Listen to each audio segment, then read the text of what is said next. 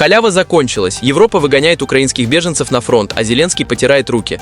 Американцы официально прикрыли лавочку поставок вооружения на Украину. Демократы в панике пытаются отобрать у Трампа ядерный чемодан и право на войну. Подробности сейчас расскажу. Пхеньян и Тегеран одновременно вышли на финишную прямую в создании оружия судного дня. Друзья, приветствую вас. У микрофона Александр. Коротко и о главном прямо сейчас. Оставь реакцию и комментарий для продвижения моего канала. Это очень важно. Заранее спасибо и начинаем. В Берлине завершились переговоры, которые окончательно закрепили смену курса немецкой внешней политики. Фридрих Мерц и Владимир Зеленский подписали пакет из 10 документов о стратегическом партнерстве. По сути, Германия официально берет на себя роль главного локомотива поддержки Киева в Евросоюзе. Основной упор сделан на небесный щит и развертывание совместных оборонных производств. Зеленский прямо подчеркнул, украинские заводы готовы работать на полную мощность, но все упирается в западные деньги. Большая часть этой продукции сегодня производится в Украине. И отсюда мы поставляем дроны в разные страны, в больших объемах. Возможности в 2 раза больше, чем мы используем сегодня. Нам просто не хватает денег. Но отчасти мы уже говорили об этом сегодня, и мы рассчитываем, что Германия, как один из лидеров Европейского Союза, поможет нам быстро разблокировать 90 миллиардов, и мы сможем инвестировать в украинское производство. Канцлер Мерц, в свою очередь, отметил, что боевой опыт украинской армии и гибкость ее оборонки сегодня не имеют аналогов в Европе. И поэтому то, что мы делаем в этом сотрудничестве, приносит пользу не только обороне Украины. Это также приносит особую пользу нам, нашей безопасности. Потому что ни одной армии в Европе не было в последние десятилетия. Не испытано в боях так, как Украина, ни одно общество не стало более устойчивым, чем Украина, ни одна оборонная промышленность не стала более инновационной, чем украинская. При нашей поддержке мы укрепляемся в этом. В равной степени обороноспособность Германии и Европы и наша промышленная база. Однако самым резонансным пунктом встречи стало обсуждение механизма возвращения украинских мужчин призывного возраста из-за границы. Берлин официально выразил готовность содействовать Киеву в этом вопросе. Немецкое руководство теперь прямо говорит о возвращении граждан и физическим выживанием Украины. Мы будем тесно сотрудничать, чтобы облегчить возвращение на родину граждан Украины, нашедших у нас убежище. Мы еще раз ясно дали понять, что поддерживаем усилия Украины по сокращению числа выезжающих украинских мужчин призывного возраста. Это необходимо для обеспечения обороноспособности, социальной сплоченности и восстановления Украины. Зеленский говорит, якобы этот запрос идет от тех, кто на фронте уже 2 года. По его словам, ответственность должен нести каждый, кто подходит под мобилизационный возраст. Я согласен с вами в том, что касается молодых людей призывного возраста, которые уехали за границу на время, но оказалось, что на годы. Многие из них уехали, нарушив украинское законодательство. Соответствующие службы обеих стран должны заниматься этим вопросом. А что касается этих людей, то наши вооруженные силы хотели бы, чтобы они вернулись. Безусловно. Потому что у нас должен быть принцип справедливости. Людям, воинам на фронте нужна ротация. В завершении они обсудили финансовый блок и членство в Евросоюзе. Мерц подтвердил, никаких промежуточных вариантов, только полная интеграция, хотя путь к ней будет поэтапным. Что касается, например, Европейского Союза, я очень рад, что Германия и Фридрих нас поддерживают. В Европе все знают нашу позицию. Нам не нужен ЕС Лайт, как и НАТО Лайт. Честно говоря, я считаю, что и Европе, и странам НАТО нужен сильный партнер в лице Украины. Полноценный, сильный партнер. Мы хотим показать Украине пути, по которым она может шаг за шагом присоединиться к Европейскому Союзу. Ближе. Это не членство 2-го сорта, это процесс вступления. И в этом процессе Украина должна выполнить некоторые задачи. В этом процессе Европейский Союз должен выполнить некоторые задачи. И мы очень интенсивно обсуждаем это сейчас с Украиной, в том числе в рамках Европейского Союза.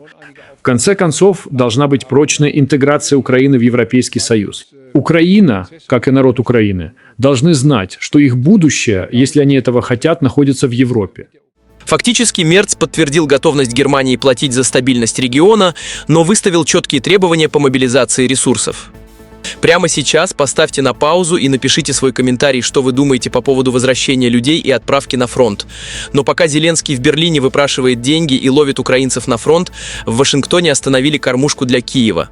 Выступая на форуме, вице-президент Соединенных Штатов Джей Ди Венс озвучил новые приоритеты администрации, которые фактически обнуляют предыдущую внешнюю политику Вашингтона. Главная сенсация – Америка официально вышла из процесса вооружения Украины. Венс подчеркнул, ответственность за безопасность региона теперь полностью лежит на европейских столицах, а Штаты переориентируют ресурсы на свои внутренние задачи. Нам нужно прекратить финансировать войну в Украине. И я по-прежнему считаю, что это было правильным решением. Мы сказали Европе, что если вы хотите покупать оружие, то можете это делать, но США не будут. Больше не покупают оружие и не отправляют его в Украину.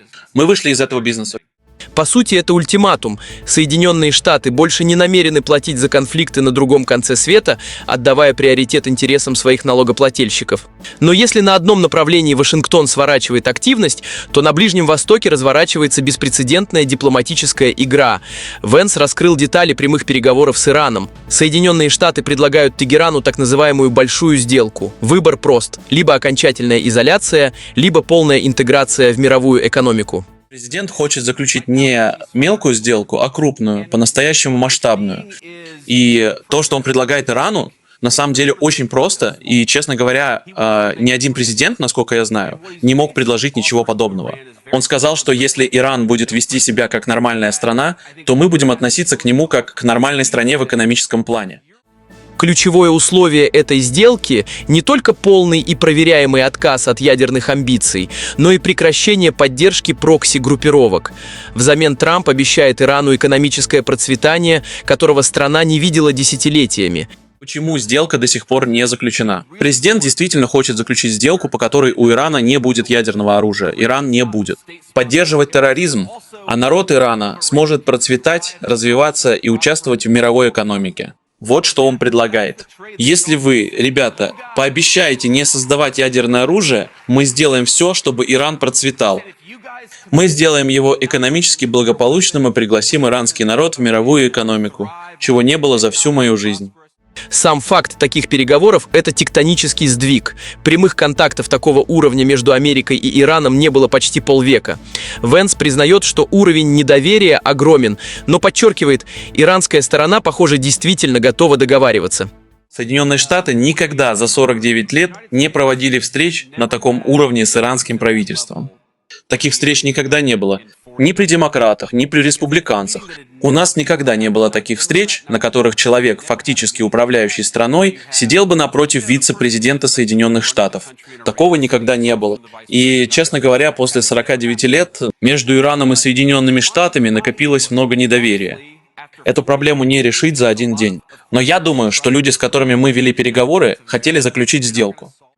Администрация Трампа продолжает гнуть линию мира через силу, заменяя бесконечные военные поставки жесткими экономическими условиями и прямым диалогом. И тут назревает вопрос, а сможет ли Иран забыть, что сделали американцы, и согласиться на эту сделку, или же он будет идти до конца, пытаясь противостоять Трампу? Что вы думаете, напишите ниже.